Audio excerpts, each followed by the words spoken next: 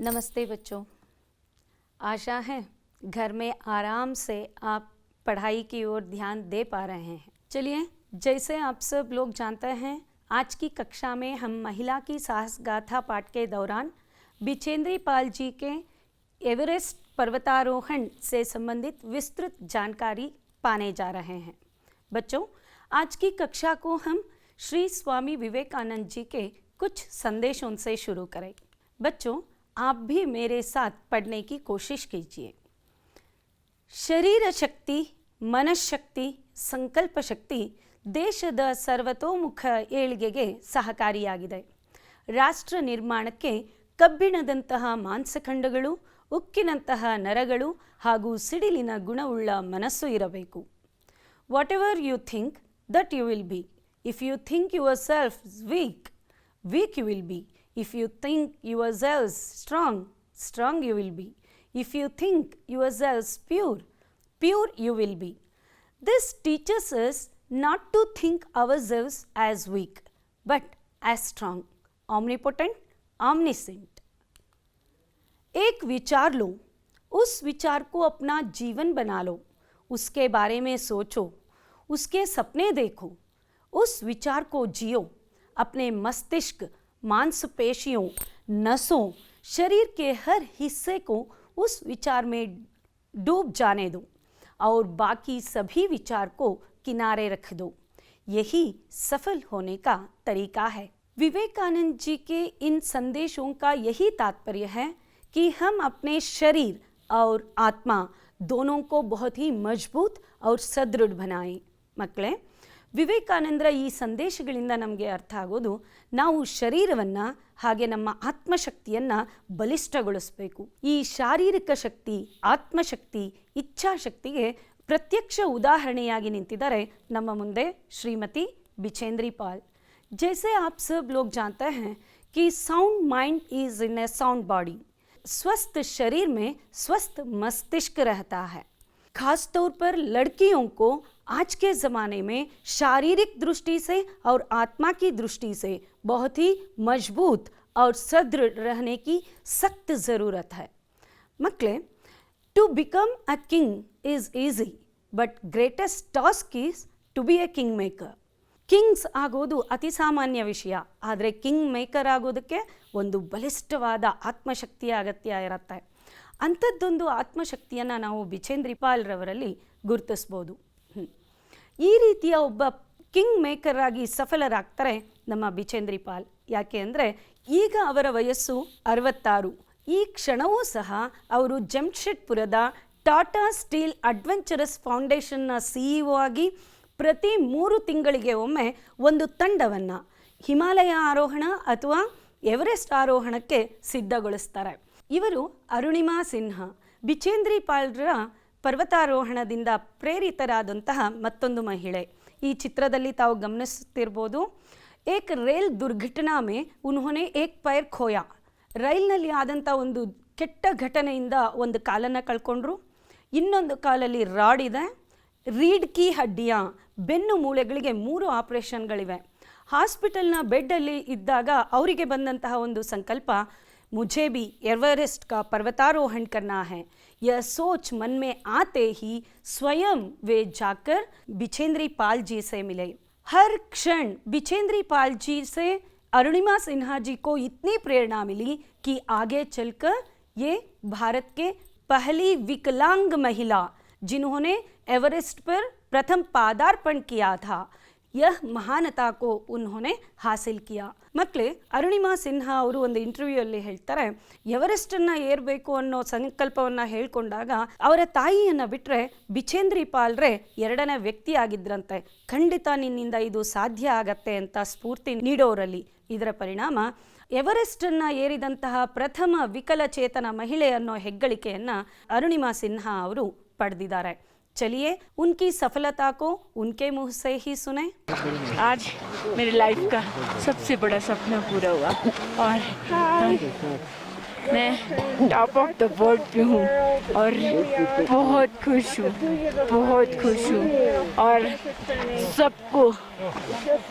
सबको ये मोटिवेशन देना चाहती हूँ कि हर आदमी अगर अपने लक्ष्य को बनाए तो वो कभी नहीं हार माने और वो अपने टापू अपने लक्ष्य को जरूर पाएगा। इसलिए जैसे मैं ऐसी हालात में होने के बाद भी मैं आज यहाँ हूँ। Oh my God, look what he did.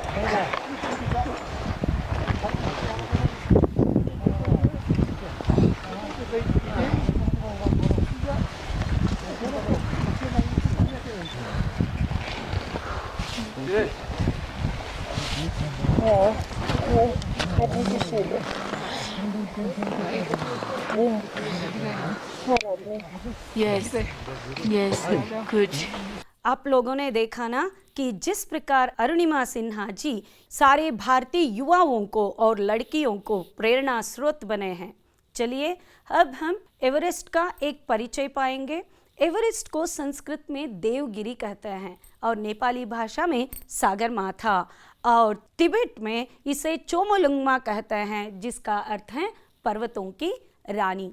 और यह एवरेस्ट नेपाल और चीन इन दोनों ದೇಶों के सीमा पर है। ಇದು ಈ ಎರಡೂ ರಾಷ್ಟ್ರಗಳ ಗಡಿ ಭಾಗದಲ್ಲಿದೆ ಮಕ್ಕಳ। ಎವರೆಸ್ಟ್ನ ಮಾತೃ ಶ್ರೇಣಿ ಮಹಾಲಂಗೂರ್ ಹಿಮಾಲ್ ಅಂತ। ಇದು भारत, नेपाल, बर्मा, चीना, अफगानिस्तान, पाकिस्तान जैसे 7 देशों से आवृत है। ಭಾರತದ ಪರ್ವತಗಳ ಸರ್ವೇಕ್ಷಣೆಯನ್ನ ಮಾಡುವಾಗ ಆ ಸರ್ವೇಕ್ಷಣಾ ಬ್ಯಾಚ್ನ ಅಧಿಕಾರಿಯಾಗಿದ್ದಂತಹ ಬ್ರಿಟಿಷ್ ಸರ್ವೇಯರ್ ಜಾರ್ಜ್ ಎವರೆಸ್ಟರ್ ಇಂದ ಈ ಪರ್ವತಕ್ಕೆ ಎವರೆಸ್ಟ್ ಅನ್ನುವಂತ ಹೆಸರನ್ನ ನೀಡಲಾಗಿದೆ। जैसे पिछली कक्षा में आप लोगों ने एवरेस्ट की ऊंचाई को भी जाना, जैसे यह 8,848 मीटर ऊंचा है और यह हिमालय पर्वत का एक हिस्सा है। ಮಕ್ಕಳೇ, ನಮಗೆಲ್ಲರಿಗೂ ಹೆಮ್ಮೆ ತುಂಬ ಸಂತೋಷ ತರುವಂಥ ಇನ್ನೊಂದು ವಿಷಯ ಅಂದರೆ ಇದು ಪ್ರತಿ ವರ್ಷ 2 ಸೆಂಟಿಮೀಟರ್ಗಳಷ್ಟು ಇದು ಬೆಳೀತಾ ಇದೆಯಂತೆ। ಅಷ್ಟೇ ಅಲ್ಲದೆ 7 ಪರ್ವತ ಸಮೂಹಗಳ ಸುಮಾರು 8,000 ಶೃಂಗಗಳನ್ನು हिमालय गिरी श्रृंग पढ़दिदे। तो चलिए बच्चों, एक वीडियो के द्वारा हम इस पाठ का पुनरावलोकन करेंगे। चलिए बच्चों, अब हम पिछली कक्षा के प्रमुख अंशों का पुनरावलोकन करते हैं। पिछली कक्षा में हम लोगों ने बिछेंद्री पाल जी का बचपन, शिक्षा दीक्षा, उनके पर्वतारोहण प्रशिक्षण के साथ साथ उन्हें प्राप्त उपाधियों के बारे में भी जानकारी प्राप्त की और यह भी जाना कि एवरेस्ट पर चढ़ने वाले पहले पुरुष तेनजिंग नोर्गे और एवरेस्ट पर चढ़ने वाली पहली महिला जुंके ताबी जी से प्रेरणा लेकर बिचेंद्री जी ने एवरेस्ट पर चढ़ने का निश्चय किया। आगे चलकर हमने देखा कि बिचेंद्री पाल जी ने 23 मई सन 1984 के दिन सुबह अंग दोरजी के साथ जिस प्रकार हल्का नाश्ता करके पर्वतारोहण की तैयारी की और आगे बढ़ते हुए जिस प्रकार उन लोगों ने बर्फ जमी हुई ढलाऊ और बुरबुरी चट्टानों का सामना किया। चलिए अब एक अनुच्छेद का आदर्श वाचन सुनते हैं। 2 घंटे से कम समय में ही हम शिखर कैंप पर पहुंच गए। अंग दोरजी ने पीछे मुड़कर पूछा, क्या तुम थक गई हो? मैंने जवाब दिया, नहीं। यह सुनकर वे बहुत अधिक आश्चर्यचकित और आनंदित हुए। थोड़ी चाय पीने के बाद हमने पुनः चढ़ाई शुरू कर दी। चलिए बच्चों, अब इस पाठ में निहित कुछ नए शब्दों को हम जानेंगे।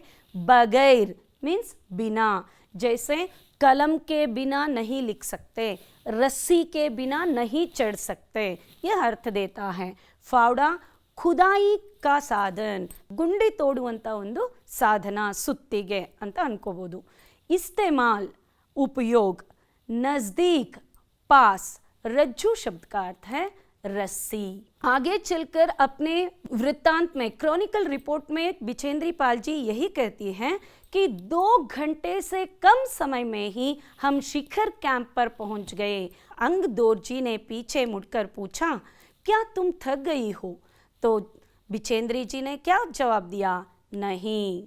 तो यह सुनकर अंग दोरजी को बहुत ही आश्चर्य और संतोष भी हुआ। तो दोनों मिलकर चाय पीने के बाद फिर से चढ़ाई को आगे बढ़ाया। ಮಕ್ಕಳೇ, ಬಿಚೇಂದ್ರಿ ಪಾಲ್ ಹಾಗೂ ಅಂಗ್ ದೋರ್ಜಿ ಇಬ್ರು ಸೌತ್ ಕೋಲ್ನ ಕ್ಯಾಂಪಿಂದ ಶಿಖರದ ತುಟ್ಟ ತುದಿಗೆ ತಲುಪಲಿಕ್ಕೆ ಮುಂಚೆ ಇರುವಂಥ ಕ್ಯಾಂಪ್ಗೆ ಕೇವಲ 2 ಗಂಟೆಯಲ್ಲಿ ತಲುಪದ್ರಂತೆ. ಅಷ್ಟು ಹತ್ರ ಹೋದ ನಂತರ ಮತ್ತೆ ಅಂಗದೋರ್ಜಿ ಪೂಚ್ತೆ ಹೇ ಕ್ಯಾ ತುಮ್ ಥಕ್ ಗಯಿ ಹೋ ಅಂದರೆ ಸುಸ್ತಾಗಿದೆಯಾ ಅಂತ. ತೋ ಬಿಚೇಂದ್ರಿ ಪಾಲ್ಜಿನೇ ಕಹಾ ನಹಿ. ಅಲ್ಲಿ ಇಬ್ಬರು ಸೇರಿ ಟೀ ಕುಡಿದು ಮತ್ತೆ ಮುಂದೆ ಪರ್ವತಾರೋಹಣವನ್ನು ಮುಂದುವರಿಸಿದ್ರು. लाटू एक नायलॉन की रस्सी लाया था, इसलिए अंग दोर्जी और मैं रस्सी के सहारे चढ़े, जबकि लाटू एक हाथ से रस्सी पकड़े हुए बीच में चला. पिछली कक्षा में हम लोगों ने देखा कि जिस प्रकार पर्वत पर रस्सी की सहायता से चढ़ा जाता है. ಸೊ ಹಗ್ಗವನ್ನು ಬಳಸಿ ಹೇಗೆ ಹತ್ತುತ್ತಾರೆ ಅನ್ನೋದನ್ನು ಹಿಂದಿನ ಕ್ಲಾಸಲ್ಲಿ ನೋಡಿದ್ವಿ. ಸೊ ಮುಂದೆ ಅಂಗದೋರ್ಜಿ ಹತ್ತುತ್ತಾ ಹೋಗ್ತಾ ಇದ್ರು ಹಗ್ಗವನ್ನು ಹಿಡಿದು. ಹಿಂದೆ ಬಿಚೇಂದ್ರಿ ಪಾಲ್ ಹೊರಟರು.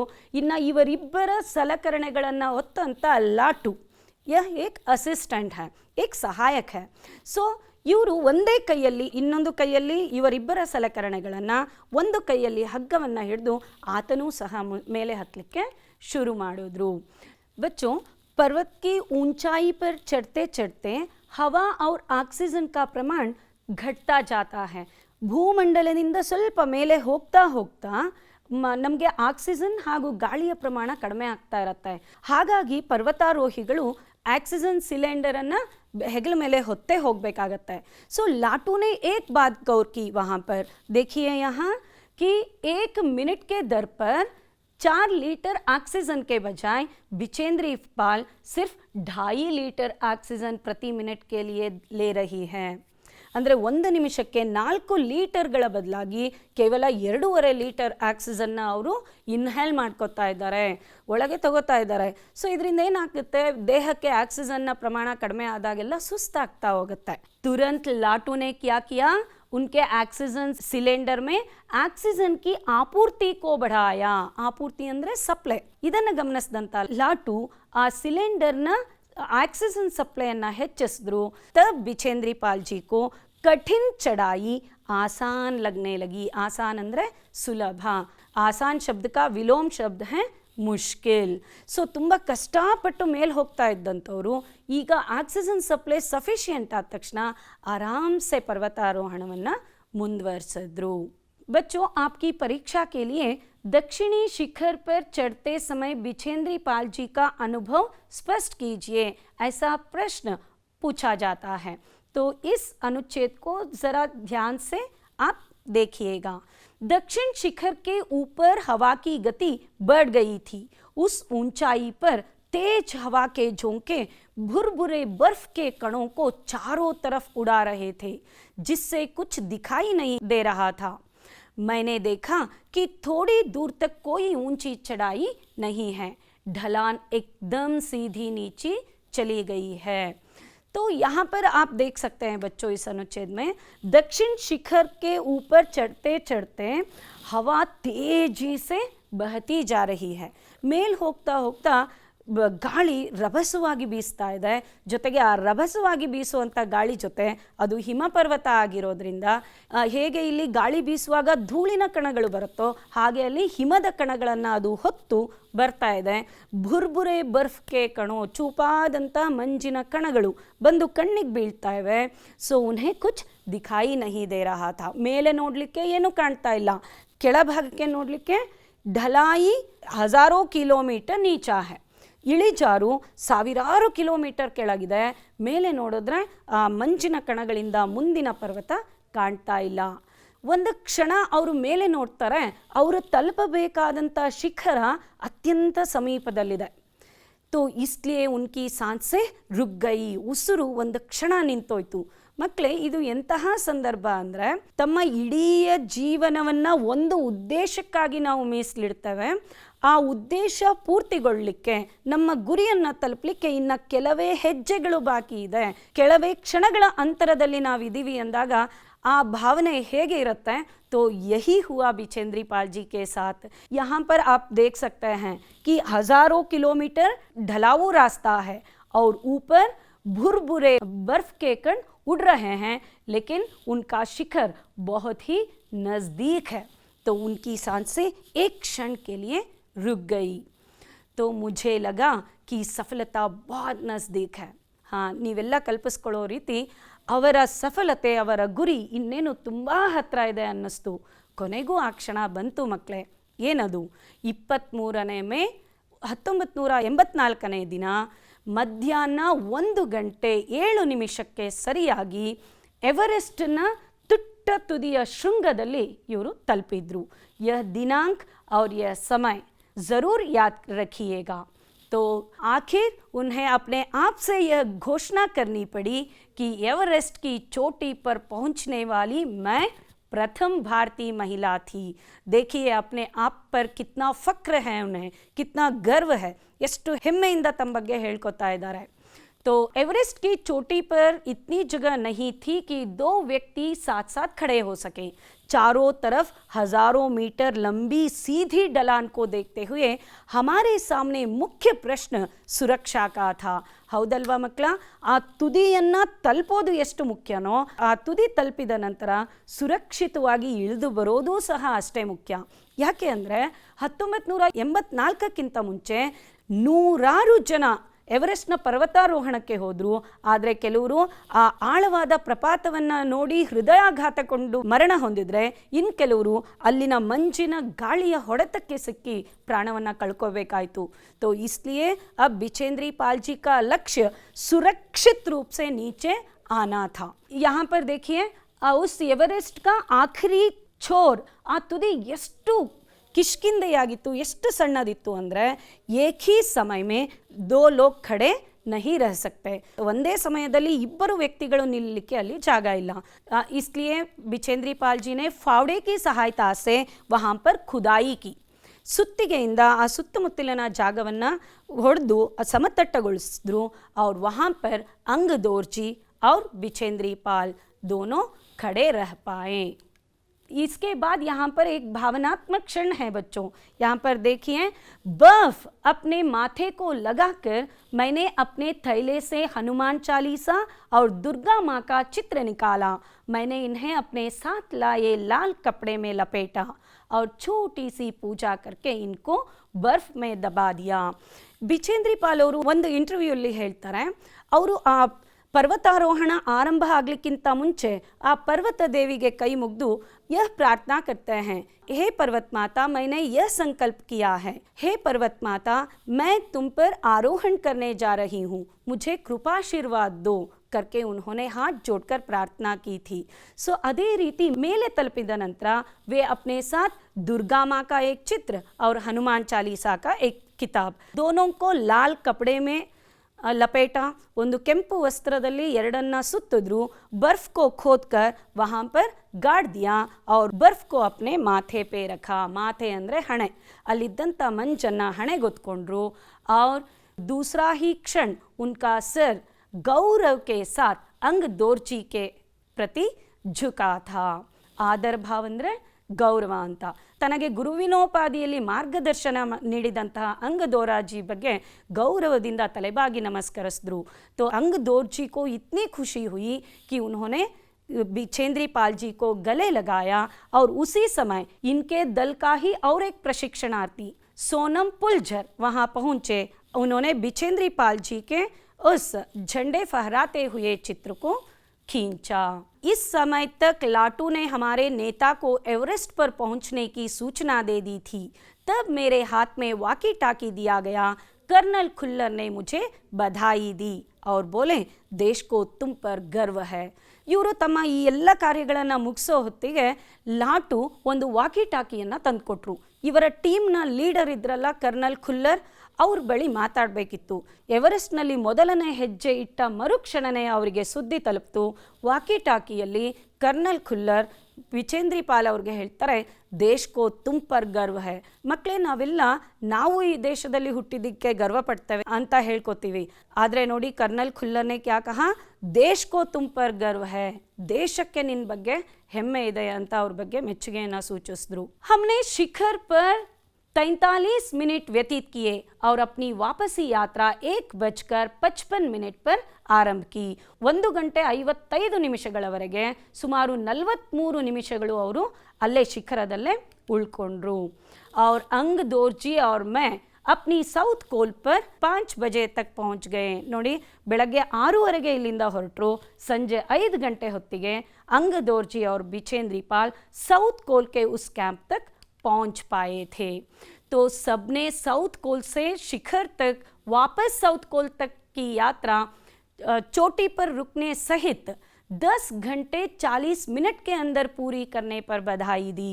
ಇವರ ಒಂದು ವಿಶೇಷ ಸಾಧನೆ ಏನಾಗಿತ್ತು ಮಕ್ಕಳೇ, ಸಂಪೂರ್ಣ ಸೌತ್ ಕೋಲ್ನಿಂದ ಶಿಖರವನ್ನು ತಲುಪಿ ಶಿಖರದಲ್ಲಿ 43 ನಿಮಿಷಗಳ ಕಾಲ ಉಳಿದು ಮತ್ತೆ ವಾಪಸ್ ಬರೋ ಹೊತ್ತಿಗೆ ಕೇವಲ 10 ಗಂಟೆ 40 ನಿಮಿಷಗಳನ್ನು ಮಾತ್ರ ಇವರು ಬಳಸ್ಕೊಂಡಿದ್ರು.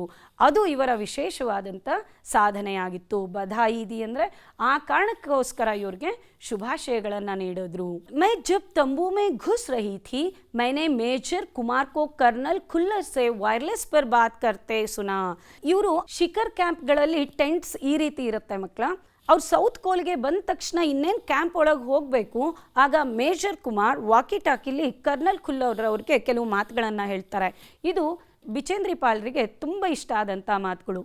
देखिए, आप विश्वास करें या ना करें श्रीमान, बिचेंद्री पाल केवल 3 घंटे में ही वापस आ गई है और वह उतनी ही चुस्त दिख रही है जितनी वह आज सुबह चढ़ाई शुरू करने से पहले थी. चुस्त ಅಂದರೆ ಆಕ್ಟಿವ್, ಸ್ಪಿರಿಟೆಡ್. ಸೊ ಕೇವಲ 3 ಗಂಟೆಗಳಲ್ಲಿ ಶಿಖರದ ಮೇಲಿಂದ ಕ್ಯಾಂಪ್ವರೆಗೂ ಕೇವಲ 3 ಗಂಟೆಗಳಲ್ಲಿ ತಲುಪಿದ್ದಾರೆ. ಆಮೇಲೆ ನಿಮಗೆ ತುಂಬ ಆಶ್ಚರ್ಯವಾಗಿರುವಂಥ ವಿಷಯ ಅಂದರೆ ಬೆಳಗ್ಗೆ 6:30 ಆರೋಹಣ ಮಾಡುವಾಗ ಇವರ ಮುಖದಲ್ಲಿ ಏನು ಆ್ಯಕ್ಟಿವ್ನೆಸ್ ಇತ್ತೋ ಅದೇ ಆ್ಯಕ್ಟಿವ್ನೆಸ್ ವಾಪಸ್ ಬಂದ ನಂತರನೂ ನಾನು ಗುರ್ತಿಸ್ಬೋದು. ಸೊ ಇದು ನಿಜವಾದಂಥ ಸಕ್ಸಸ್ ಅಲ್ವಾ ಮಕ್ಕಳ. ಯಾವುದೇ ಕೆಲಸ ಶುರು ಮಾಡುವಾಗ ನಮಗಿರುವಂಥ ಸ್ಫೂರ್ತಿ, ನಮ್ಮಲ್ಲಿರುವಂಥ ಸಂತೋಷ, ಆ ಕೆಲಸ ಮುಗಿದ ನಂತರನೂ ನಾವು ಆ ಸಂತೋಷವನ್ನು ಅನುಭವಿಸಿದ್ದೇ ಆದರೆ ಅದು ನಿಜವಾದಂತಹ ಸಕ್ಸಸ್ ಆಗತ್ತೆ. तो पर्वतारोहण की श्रेष्ठता के लिए इन्हें पर्वतारोहण संघ से स्वर्ण पदक मिला, पद्मश्री प्रशस्ति मिली, अर्जुन अवार्ड मिला. इसके साथ साथ हम लोगों ने जाना कि 2019 में इन्हें पद्म विभूषण की उपाधि भी प्राप्त हुई. इस तरह बिचेंद्री जी को एवरेस्ट पर पहुंचने वाली पहली भारतीय महिला होने का गौरव प्राप्त हुआ. यह उनका लेख एक वृत्तांत था. वृत्तांत किसी घटना का क्रमानुगत विवरण होता है बच्चों. ಕ್ರೋನಿಕಲ್ ಆರ್ಟಿಕಲ್ ಅಂತ ಕರೀತೇವೆ. ಕ್ರಮಬದ್ಧವಾಗಿ ಘಟನೆಗಳನ್ನು ವ್ಯಕ್ತಪಡಿಸುವಂಥ ಒಂದು ಲೇಖನ. ಇದು ಬಿಚೇಂದ್ರಿ ಪಾಲ್ರಿಂದ ಬರೆದಂಥ ಲೇಖನದಿಂದನೇ ಆಯ್ದುಕೊಳ್ಳಲಾಗಿದೆ. तो चलिए अब हम इस तरह सभी लोगों को चुनौती देने वाले उस एवरेस्ट के एक वीडियो को देख कर आते हैं.